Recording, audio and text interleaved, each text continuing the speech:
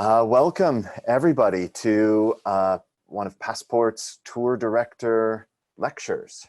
My name is David Markle and I am the president of Passports, and I am very pleased to be bringing some authentic content to you into your homes for us all to enjoy. This is my basement, as everybody is doing these days. If you would like more information about our lecture series, you can get it at passports.com/blog. And the first blog entry has a list of this week's lectures. You can find the past lectures are there with videos, so you can watch them, share them as you please. They're free for everybody. And you can see the lectures that are coming up. We'll be posting next week's schedule tomorrow. So you'll be able to see what the lectures are for next week shortly. If you would like the lecture links, send us an email at sales@passports.com, where we'll just send back to you the next week's schedule plus all the links. A couple of notes before we start. Our lectures are intended to be 20 to 30 minutes, but sometimes they go over, but that's approximately what we're targeting.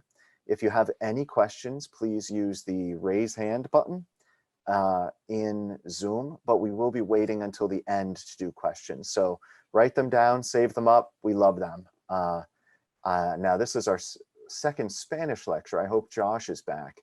I realized last time I cut him off before he was able to tell us his Twitch ID, and I felt bad about that after. So hopefully he'll let us know this time. So there's that. So anyway, use the raise hand button at the end. I'll say any questions, and then you click the button and Luis will answer all your questions. Additionally, after that, there will be a Kahoot. So all the answers are in the lecture. So pay attention because that'll come up at the end. So right now I'd like to introduce Luis Troconis.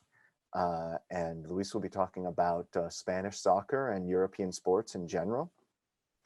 You can see here some of the photos that Luis has taken on tour with Passports, the groups that travel. These are all photos that he submitted. One of the things we like to do is our tour directors take photos and they post them and they go to the group page so everybody at home can see. But these are some that Luis has done. So at this point, going to turn it over. You can take the screen, Luis. And okay. Everybody, I'll be back at the end for the questions and Kahoot. Okay, great. Let me see. Share screen. I go here. Part of the screen. And I go to the lecture. Uh-oh. Let me see. It's here. Okay. I think I did it right this time. Nailed it. I'm getting better little by little. Okay. So once again, my name is Luis Troconis.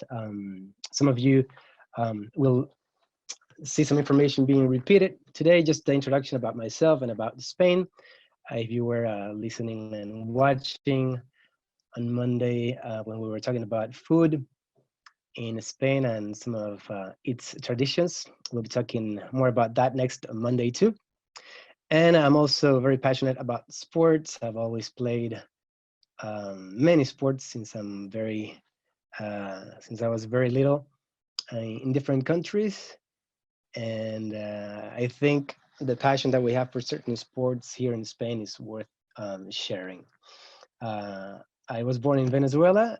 I lived in the States for 3 years. When I was 18, I moved to the States. I was 3 years there, and then I've been living in Spain for the last 13 years. I'm also Spanish.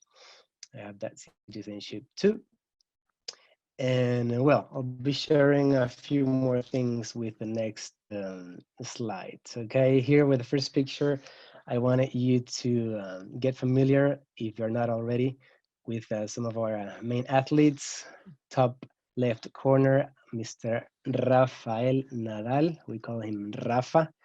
And there are even TV commercials where people are saying, "Vamos, Rafa, let's go, Rafa." And I was able to do so recently in the Davis Cup, where I took my dad. I'm going to show you a picture of that. And it was amazing. Rafa was playing impeccable tennis. To the right, top right corner, we have Fernando Alonso, our best Formula One driver. He was a champion in the previous decades. Bottom left, we see the basketball team, who was the champion of the world in 2006. I have to say they defeated the Dream Team in 2006 in Japan. And you see some familiar faces, right? They now play, some of them in the NBA, Pau Gasol and Rudy Fernandez and Navarro to the left, and Marc Gasol is also playing there now.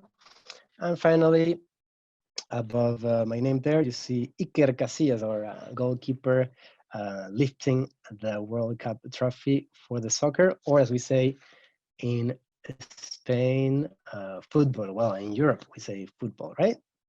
Okay, so let's see. Once again, my information, remember we use our middle name also here in Spain, Ignacio, our two last names or surnames or from father and mother. I'm also an architect, tour director for passports. I've done a master in city planning. I'll be talking a little bit about that too, because I want to tell you some anecdotes. And here's my Instagram account, just in case you want to follow later, okay? Okay, once again, the map of Spain in the world, in these lovely 200 countries, more or less, that we find today. Just for you to have a reference, Matthias was sharing about the population of Germany today, 81 million. In Spain, we're almost half, we're 47 million, actually 46.72. I counted each person yesterday. And it's amazing that if you multiply that number by 7, maybe for you to remember the days of the week, 7, that's the population of your country, okay? You can do that now in your calculators if you want, but you have about 326 million people, 327 million. Remember, from Madrid, right in the center of Spain, let me get the pointer that is nicer, to New York. It's a straight line, more or less, 8 hours flight. Also remember, we have the Canary Islands here in front of Morocco to the west, about 2 hours flight from Madrid, and to the east, the Balearic Islands in the Mediterranean Sea, okay? Our neighbors, Portugal, and here, France, Andorra, very small country here, by Los Pirineos, the Pyrenees, and you see Portugal here. I told you about population, about 7 times less than your population, 47 million here.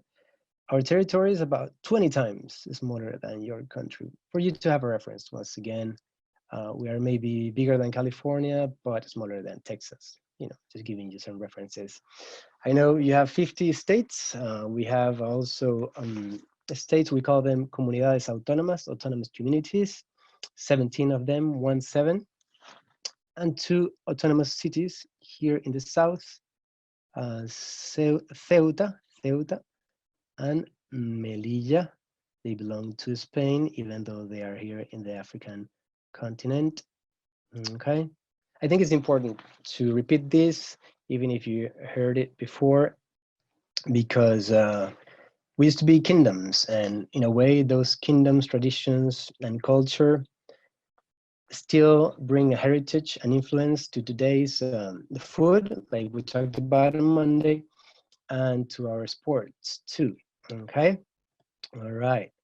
We go back to the picture I just told you about. I don't think I have something extra to say here, so let's continue. And yes, here we have part of what we call our golden decade, or we were calling our golden decade, because this decade, starting at the end of the 90s, has extended until our days. So almost 30 years or 3 decades of winning gold medals in different sports. I have it in Spanish because I know you're learning Spanish also in these lectures, or that's my hope. And we're going to be teaching a little bit more too. But you see our main sports, okay? Football, soccer for you, football in Europe, baloncesto, which is basketball, right? Balonmano, handball. Water polo, the same. Hockey, this is field hockey, which I also played for a little bit. And volleyball. Yes, I think I've played all these sports, and I couldn't get so many pictures, but of myself, I mean. But these are our main sports, right? And I'm going to be telling you about how this has changed throughout Spanish history, okay? Sports in Spain and in Europe. Remember here to the right, we have the Olympic Games. We say Juegos Olímpicos, very strong pronunciation of that J, okay? Juegos. And then Mundiales, the World Cups or World Championships. Remember, I know since I lived in the States and I used to play baseball too, sometimes you say the World Series, but for us in the rest of the world, that would be the series in the USA, not in the world, right?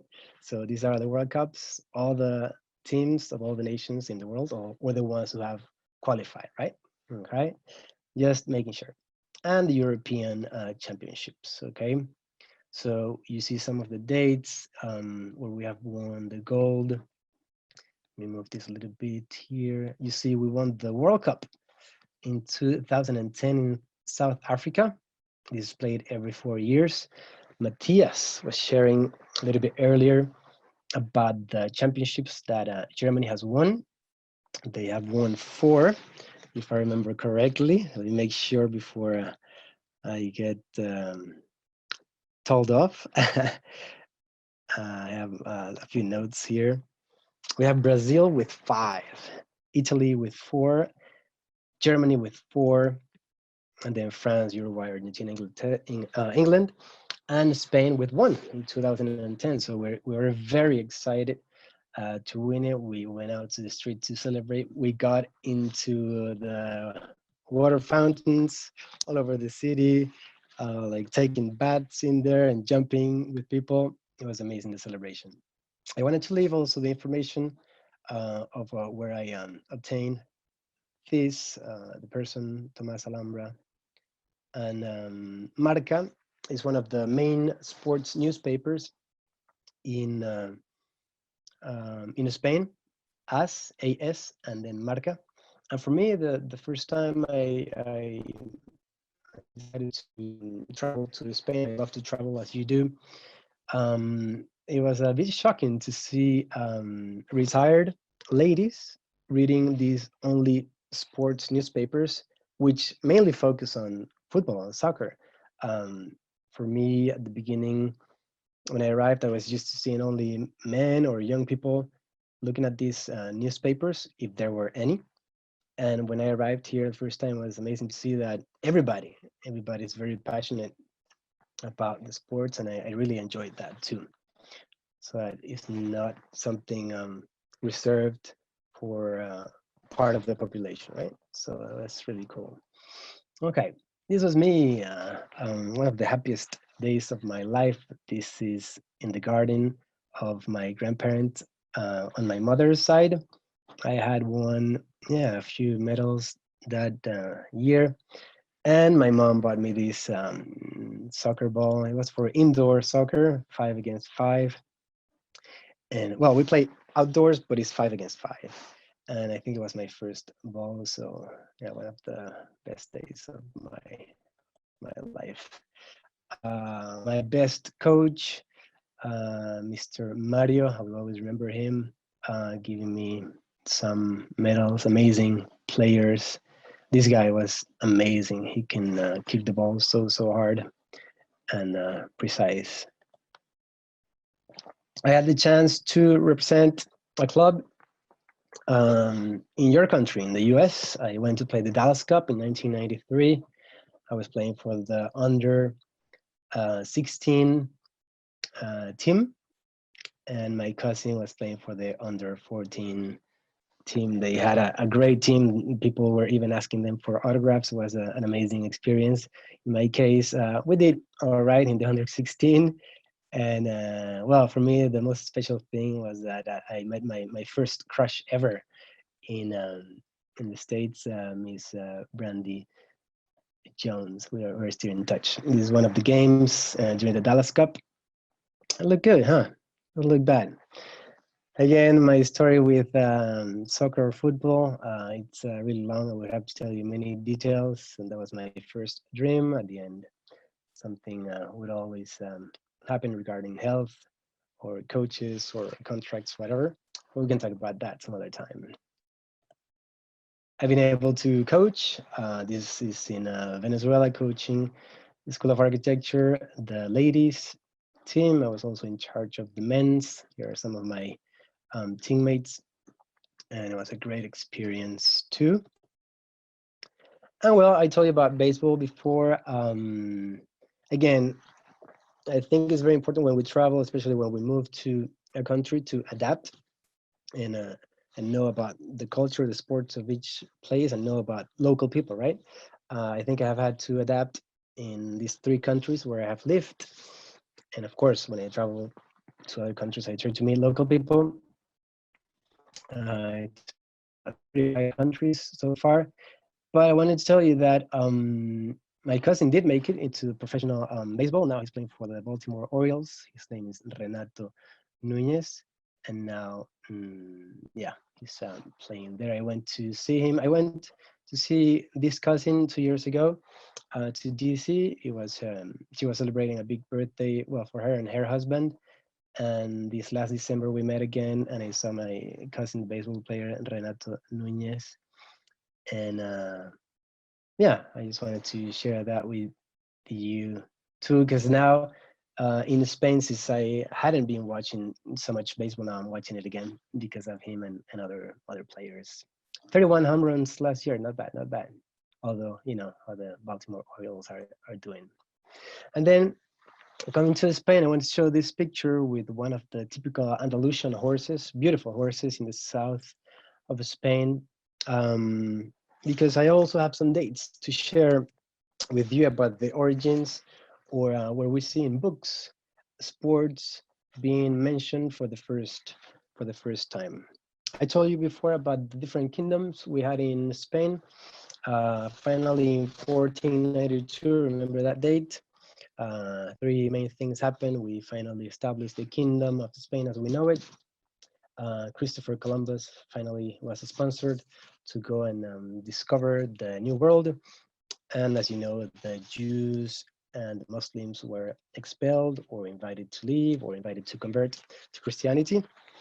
And also in that same century, 15th century, we see in the first books certain maybe more than sports activities that people were starting to practice, of course, related to horses and even to dogs. We have found just a few, but I want to tell you that it all began in the 15th century, okay? More official would be the beginning of physical education plan for the country now in the 1800s, okay?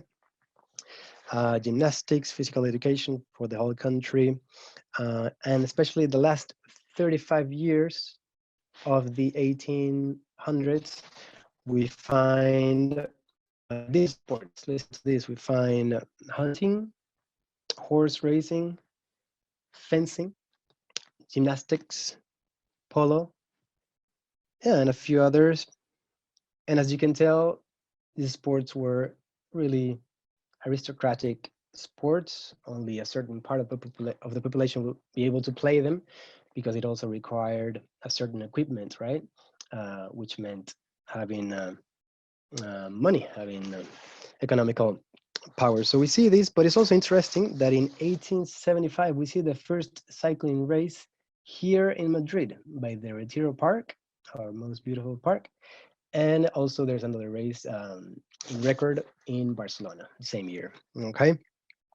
In 1889, we see the first official soccer or football team founded in Huelva, southwest of Spain, Huelva. And then in 1900, we will see most of the teams being founded and created. Unlike Matthias, I will be very fair and impartial. I don't really have a favorite team. Okay. I don't know if you can see this. Yeah. Okay. I'll be very fair. Okay. And again, we start with the 1900s. We start to see the Federation of Tennis being established, 1910. Federation of Swimming, 1920. Also track and field and hockey. And we see the first Copa de España, or Spanish Cup, talking about football, soccer, our main sport here. Okay. We participate in the Olympic Games, 1920 in Belgium, in Amberes, Antwerpen. And we have our own Spanish Olympic Committee also in the same decade. And we start to establish physical education in 1930. Like Matthias said, also it is very important to know what's happening politically and regarding wars. In Spain, remember we had our civil war from 1936 to 1939. And Mr. Franco, after winning that war, if you can say that term, winning, he basically decided that these activities, sports, would only be for people who belong to the phalanx. I don't know if you're familiar with this term, a political party from the extreme right wing. So we go a little bit more. After that, Spain has a chance to reappear in the Olympic Games in 1948. As you can imagine, after the Civil War, the country was destroyed, and it took us many years to, get back on track. And that's one of the reasons we didn't even participate in the Second World War, because Franco said the country was completely destroyed and basically starving too. Okay. And from then on, of course, things start to pick up little by little, especially after Franco's death in 1975.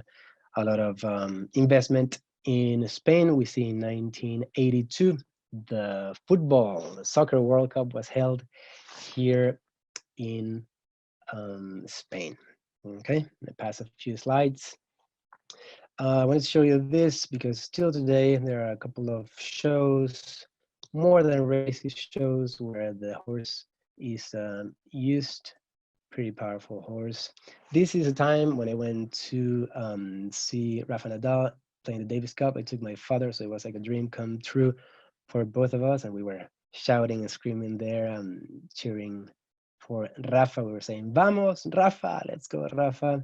And this is in the Magic Box, a beautiful complex designed by the architect Dominique Perrault, a French architect. And they call it Magic because the roof moves in different positions, and it looks like a silver box from the highway from outside. Yeah. Again, this was amazing against Argentina, and Rafa was impeccable. Then other sports, probably baloncesto or basketball is a sport we like to watch the most. Now people get don't go to bed, let's say, until very late because they like to watch the NBA too. As you know, now many players like Marc Gasol are playing in the US. You see Pau and Marc Gasol, a few other players that are now your teams there in the NBA, and this one they won in 2006. Okay, I wanted to show this, even though I'm not, I don't agree with this, but this is one of the few pictures I found on the internet, and I wanted to share with you. It is true that when people do not travel, they tend to have a prejudice against other countries or other people, and this is one of the great things about leading tours and traveling, by myself and with you, and that I learn why things are called a certain way. And this is maybe one of the things that in Europe is more criticized about the States, even though I love American football too. I'm a big Miami Dolphins fan and a Gators fan from UF because I lived there. I just wanted to share this one too as a bit of a joke, and also to understand how people in other places think, so we can I don't know, understand each other a little bit better, I think. And then here, like Mattia was saying, we start with clubs when we're very little. Here we have another Matthias, my nephew, plays in this little team. I wanted to show you last time I went to see him. This is a warm-up. This is my nephew, Matthias. He collects these cards of the players. I'm sure you have done that too. And his favorite players. This is my cousin, the one you saw before, who went with me to play the Dallas Cup. These are the stadium, Real Madrid Stadium. Again, we don't have a team. We are very fair, impartial. My nephew buys his own jerseys. Okay, we don't have anything to do with this. And then we go and play. And again, my nephew buys his own uniforms.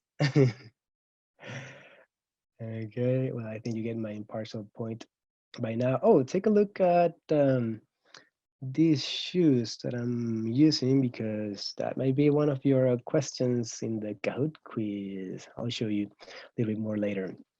My nephew also received a gift recently, so we want him to play other sports too, right?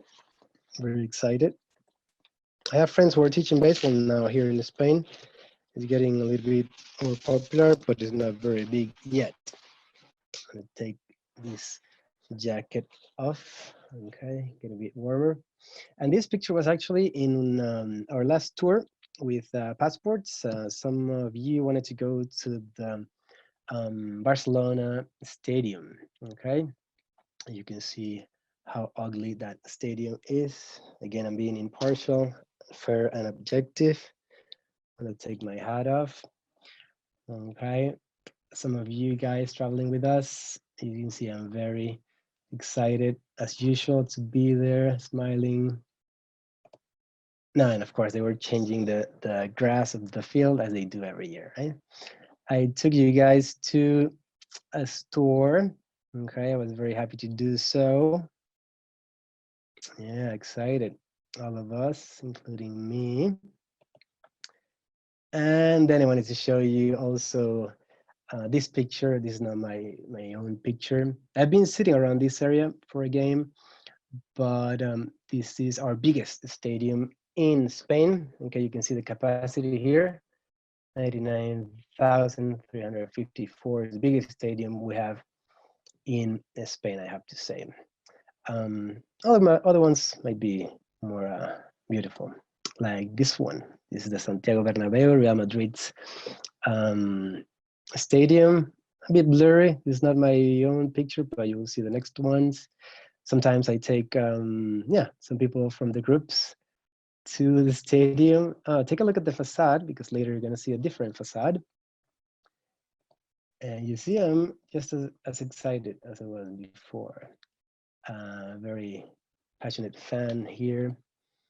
And here's my cousin once again, and a friend who was traveling with me. We're having our bocadillos. Remember, on Monday we talked about bocadillos, a baguette bread sandwich, and enjoying our halftime bocadillos we are allowed to take to the stadium.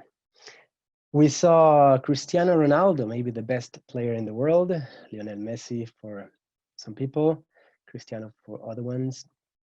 For me, a really good example, not maybe in his bit of an arrogant attitude sometimes, but what he has done. He came from a very poor family, lots of alcohol and violence at home. And this is why he doesn't drink any alcohol. He doesn't even drink sodas. I'm not sure about his reasons, but he doesn't even drink sodas. And when he came to Madrid, I have to say, I thought he was going to go a little bit crazy with the partying, because I have seen that before with other players. Other players, maybe this is a good statistics for you to know. More than half of the retired players end up in bankruptcy, according to some stats. I think Cristiano is going to do very well, because he's a very disciplined man and he's investing already. But well, person really to admire, I think. And I told you about the World Cup of 1982. This was the main forward of the Spanish national team, Emilio Trageno, and I had the chance to meet him during my master's degree. He was studying this master's too, and out of the 50 students, we had to make teams of 6 people, and well, we were in the same team to make different projects, and we still see each other. He's a public figure. He works for Real Madrid nowadays. If you want to check him out, videos. Emilio Butragueño.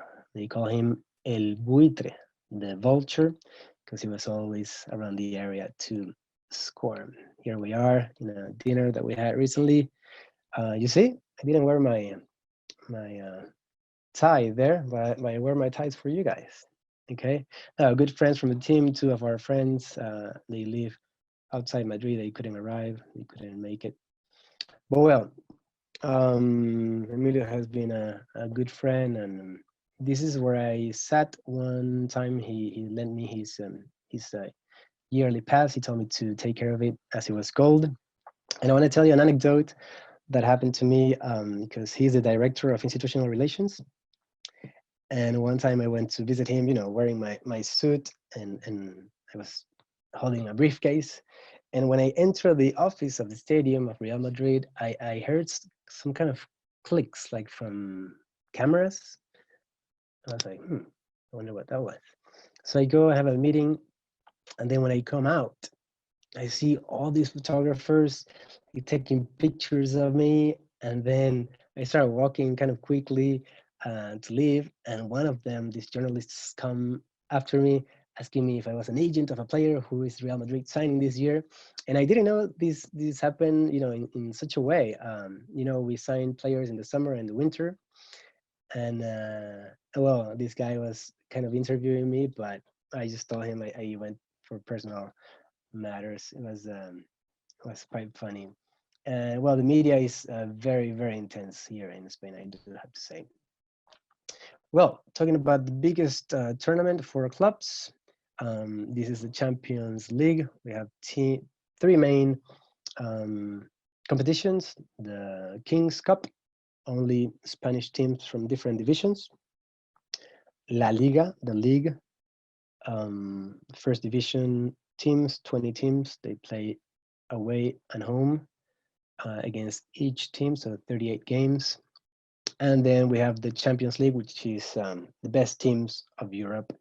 And well, I have to say, being objective and fair, Real Madrid is the leader with 13. Then we have Milan with 7, Liverpool with 6, Bayern Munich, Matthias, with 5, Barcelona 5, Ajax 4. This is inside the dressing room of Real Madrid, part of our tour. My favorite players, Modric and Marcelo. And this is how the stadium is supposed to be after the renovation that is undergoing. Okay, we're gonna have a new roof, new facades, new areas, green areas, and so on. Sometimes we play in the city of Real Madrid. We practice with children. I practice with them sometimes. We're able to do so. And this is another great stadium, probably the newest one we have, very beautiful, for the Atletico De Madrid, the other big team of the city. Remember, Real Madrid, Barcelona is the Clásico, and Real Madrid, Atletico De Madrid, we call it the Derby, okay? This was a game against, Venezuela against Argentina. It was a big coincidence, and Venezuela won. Inside of the stadium, look how beautiful it is. And I want to say a little bit about this because, Madrid has been the candidate to hold the next Olympic Games a couple of times. And this stadium originally was called the Estadio Olímpico, Olympic Stadium.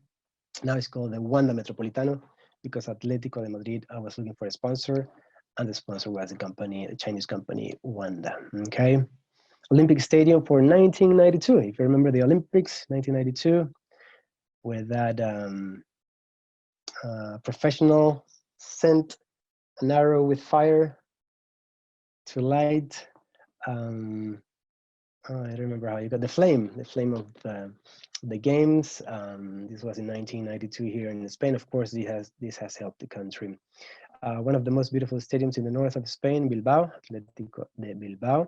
It's interesting because this team only counts with players who are from the Basque country. It's the only team who does that. Quite interesting case. Benfica in Portugal, Sporting de Lisboa, where Cristiano was signed when he was a teenager. He moved from the island of Madeira to Sporting de Lisboa, to Lisbon to play for this team, and then Manchester United and Real Madrid. Messi, I think I can tell you more things about him next time. This is in England. I was able to go into a game. I didn't have any tickets, and I went to the stadium just in case. I met this person who looked at me. We looked at each other. He said, just come with me. And for free, he let me in. And he told me to do the same in the city where I lived. And it was a great, great day. Fulham, that's the stadium of Fulham. This is the city of football, of soccer in Spain. It belongs to the Federation. This is where they practice before the big competitions. Amazing infrastructure. This is us playing there, 7 against 7, which is the most played sport. Me and my cousin again. This is another league where even ex-professional players play, really hard level. Playing a little bit with friends, 7 against 7. And the shoes I was telling you about, I found this Spanish brand to be the best one with the shoes, and very, very comfortable too. I actually have them right here besides me. I wanted to show you this. Joma, okay, once again, like juegos, we have Joma, Joma. And then after soccer, we love to play paddle. I'm not a really good player with paddle either, but it is quite fun. So it is like tennis, maybe half size, and we can use the walls. You can bounce the ball against the wall or hit the ball against the walls, but it's basically the same concept as tennis, just smaller and very, very intense. I encourage you to watch videos on the internet and some of my friends playing too. So yeah, that's it for this one. Again, there are many more things I want to tell you. I think next week I'll tell you more things in a deeper way. And here's the personal info just in case. So thank you for listening. All right. Thank you, Luis. I'm going to take back the screen now, and we're going to take questions. Okay. All right, let's get that going here. Now, one question was posted while you were talking, which is a good one. And it was from Senora Norton.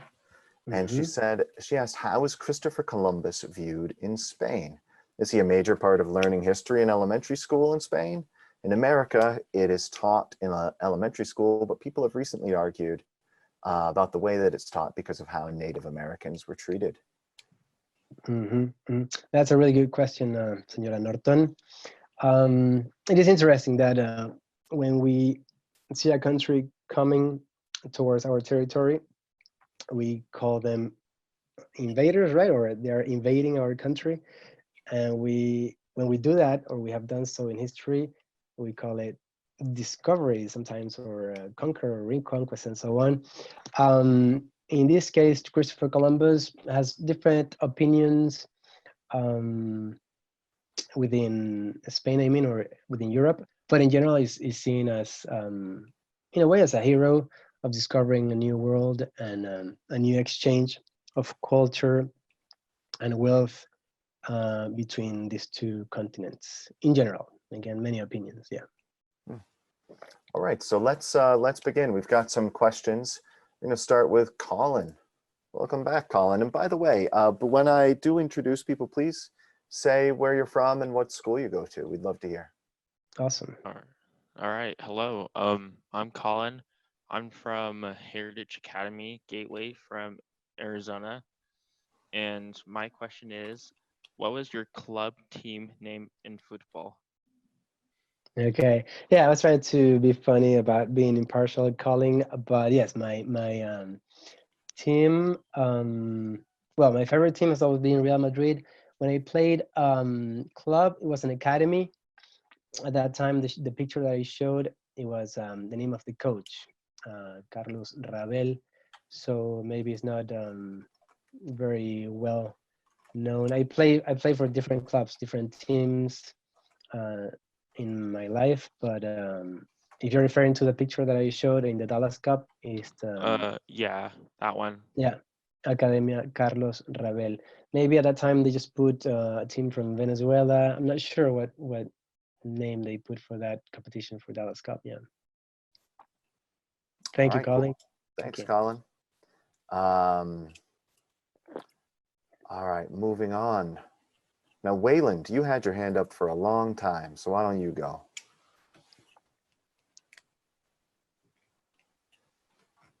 Hello, can you hear me? Yes, hi, Okay. Wayland. And Mhm. where are you from, and what school do you go to? I'm from East Michigan, and I go to John Glenn. East John Michigan. Glenn. Breaking up a little bit there. East Michigan. All right, what's your question? So what? I know. Is that better?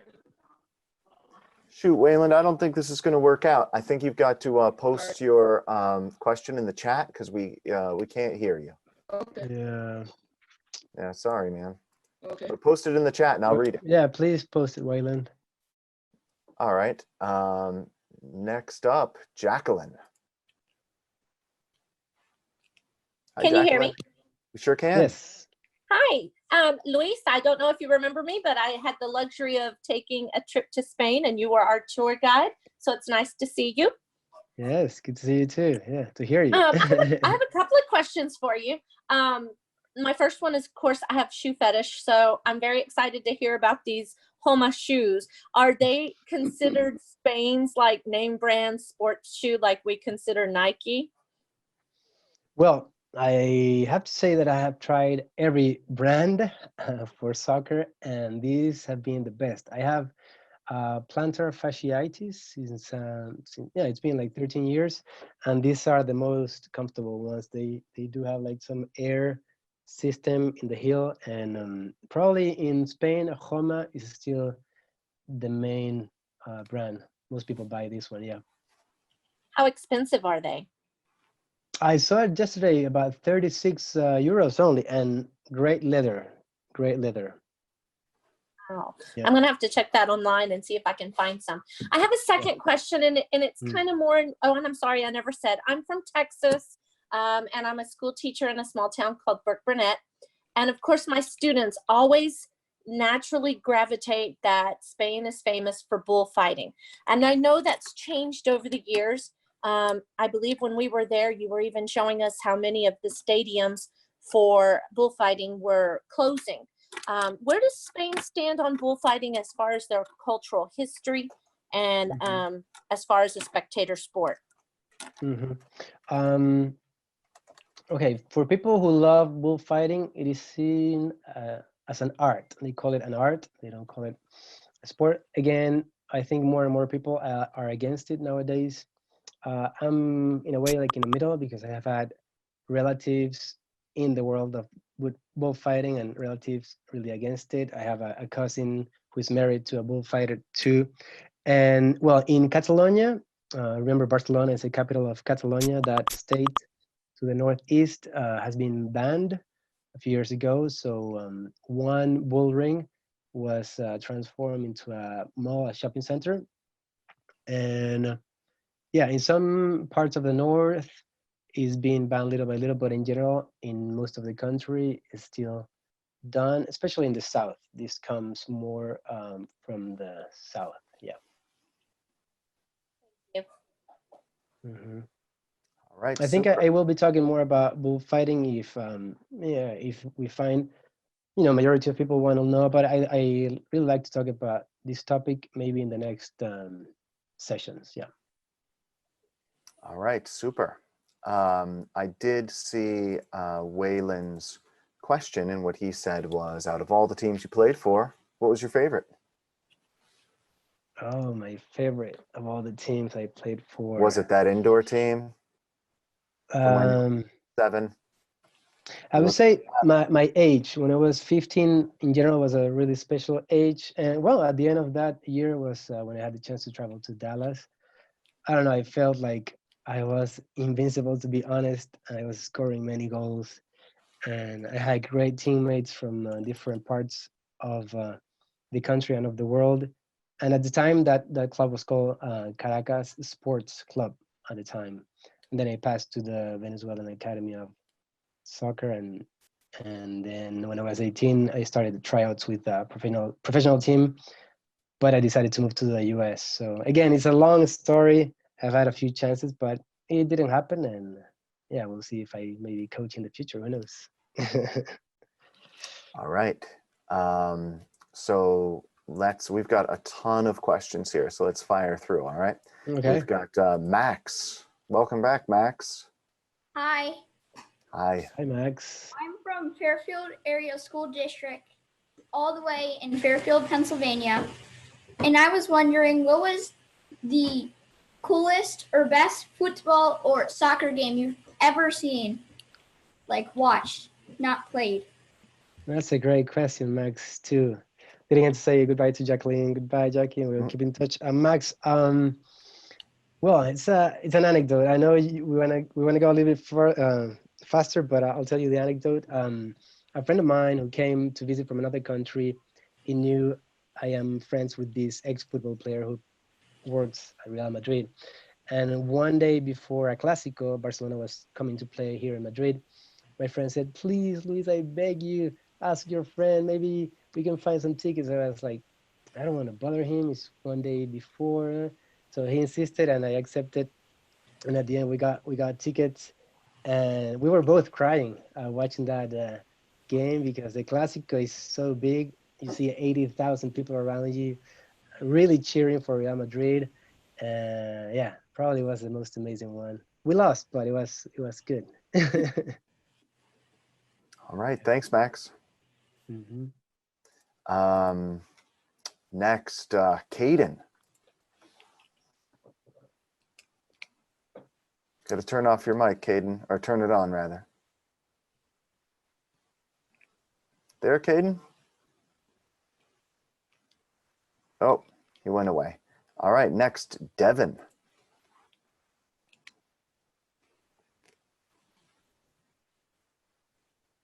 You there, Devin? Should be a button to turn on your microphone. Yeah, bottom left corner Yeah, in the bottom left. to unmute yourself.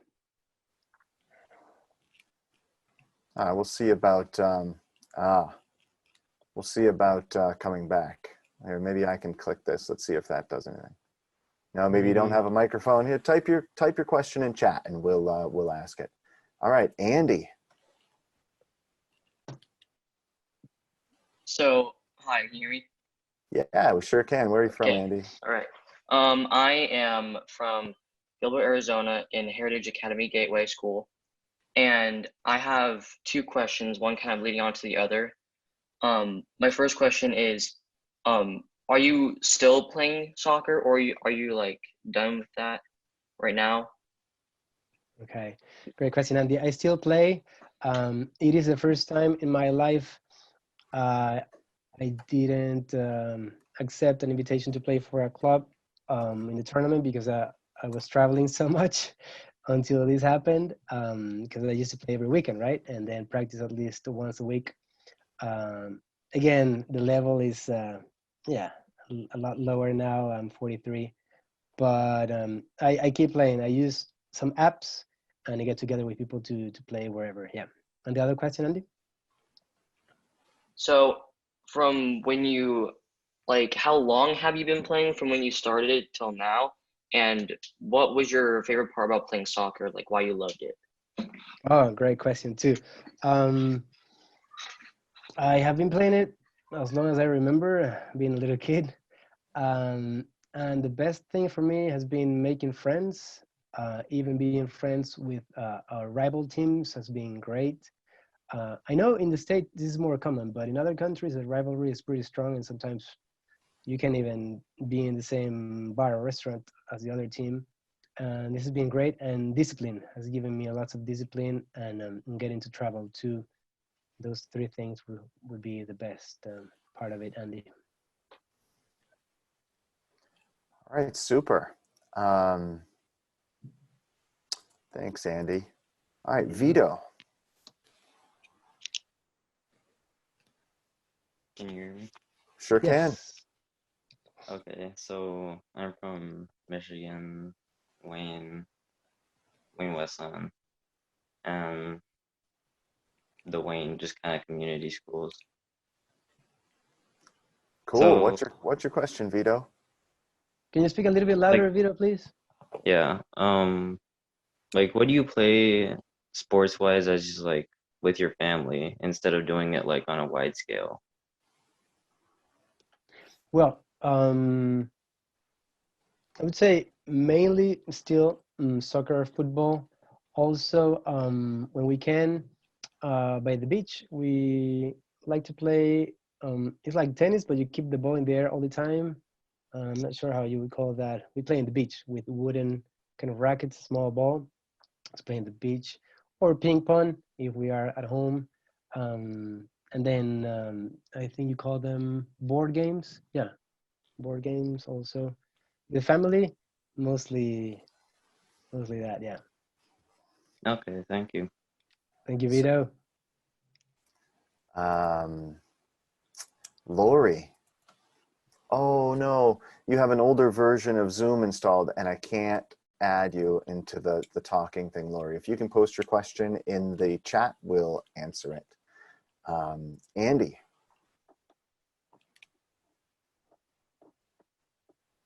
Hello, Andy.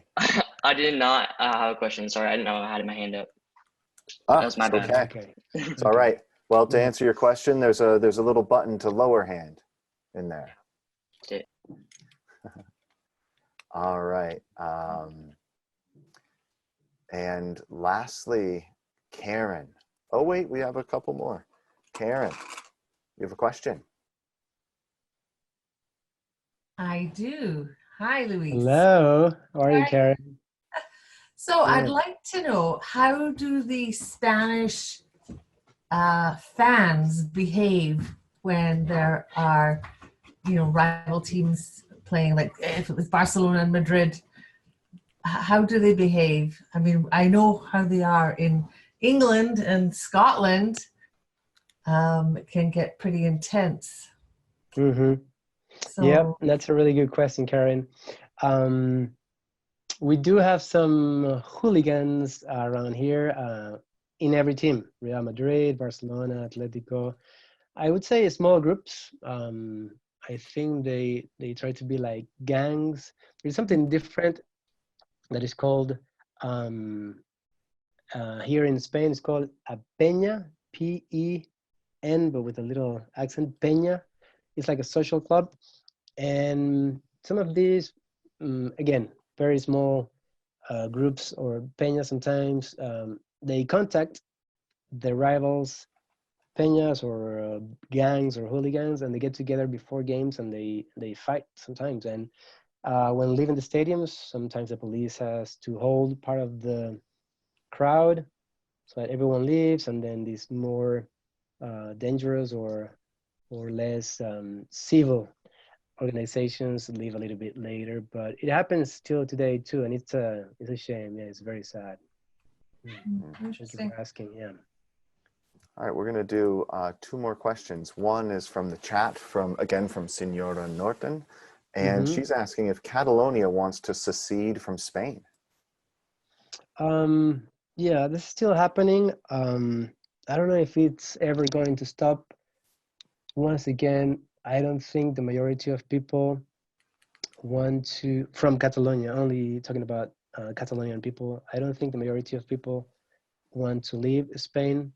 I know there is a percentage of people, and it's a very delicate issue. I don't think it's going to happen, but the fight or the struggle might be there for forever. Now it has stopped, of course, because of this situation. We'll see. We'll see what happens, Mr. Norton. And I think it was her or someone else who was asking about paddle being like pickleball. It's a bit different. I have seen pickleball here, And again, it's a lot more intense. I encourage you to watch videos about. More intense than pickleball? Yes. Well, How from could what I've anything seen be more intense than pickleball? from what I have seen here, watch the last championships of paddle in Spain, both men and women's. Amazing. Yeah, I think we've got to play because that looks like the most fun game. Mm-hmm. All right, Yeah. one more question from Colin, and then we're going to do our Kahoot. Colin. All right. What is your all-time favorite World Cup team? Oh, that's a really good question, Colin. And I'm glad I can hear you now, because on Monday I wanted to hear your question and I think we couldn't, if I remember correctly. My best team ever was Argentina in 1986.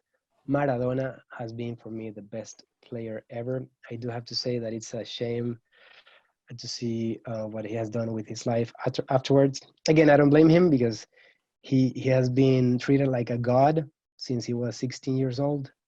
But still, the best player I've ever seen, the most talented one, and he basically won this tournament by himself. I mean, he had great players too, teammates. But 1986, watch Maradona playing. He was number 10. I was 10 years old, and I was number 10 too. So you feel kind of connected with someone, and then you cheer for their team. Yeah. All right, let's do this Kahooting. Everybody ready? Now I'm going to just unshare my screen real quick and start the Kahoot, and then we'll do it. Now, hopefully, I can get the music going this time. Yeah, with the music, it's better. Yeah, I like it with the music. Yeah. Mm-hmm. All right, here we go. All right, everybody get in.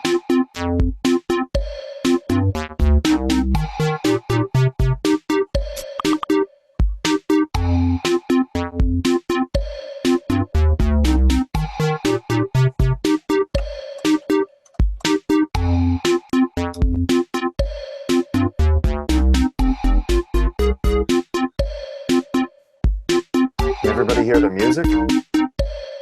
Yes. Super loud. I just can't win with the, is that better?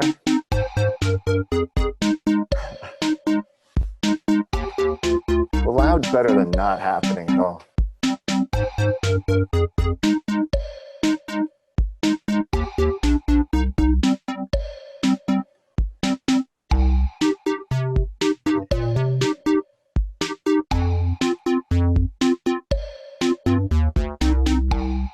All right. Okay, now people are getting in. Here we go.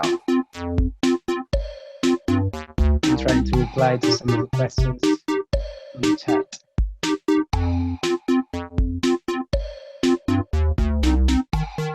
All right, we're going to start.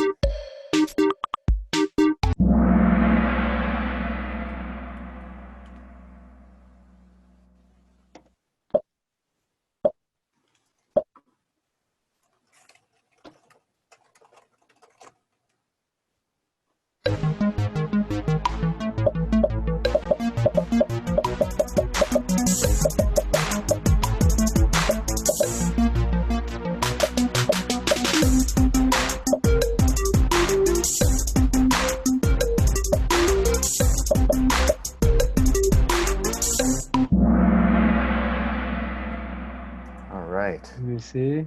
Very good. Not bad. Not bad. 15, okay.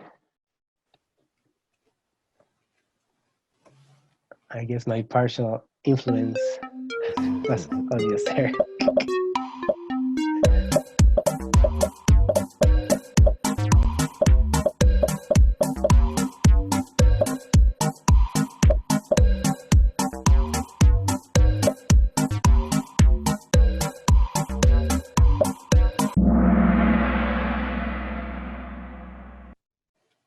Okay.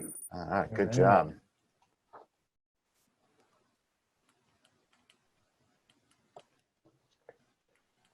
That's a good number.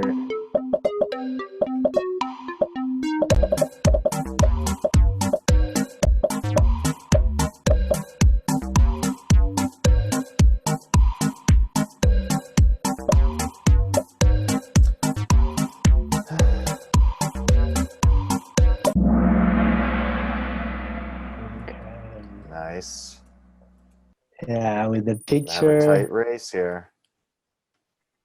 It's going to come down to the last couple questions. And the faster you answer, the more points you get, I guess. That's correct. By the way, you said you play ping pong?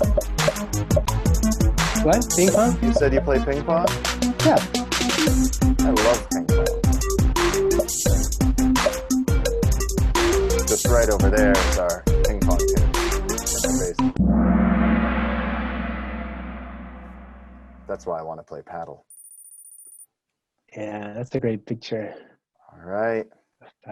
Smart owl and kind cat.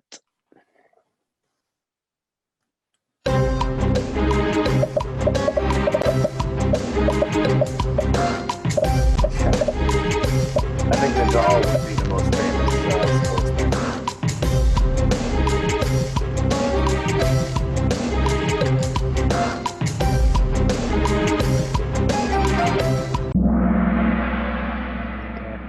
Nice.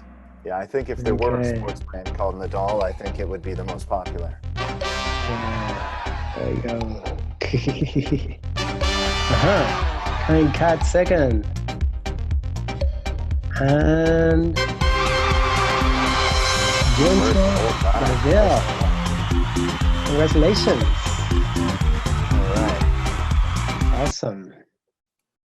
Good job. So just want to thank everybody. And I know this went long. Thanks for staying with us. Thank you, Luis. Again, for more information about our lecture series, visit passports.com/blog, and you can see what we're doing. We'll have the schedules up through May. And thank you all so much for your time. And we will see you next time. See you tomorrow. All right. See you Take tomorrow. care, everybody. All right. Thank you so much, Luis. Take care. Bye-bye. Thank you, everybody. Bye-bye.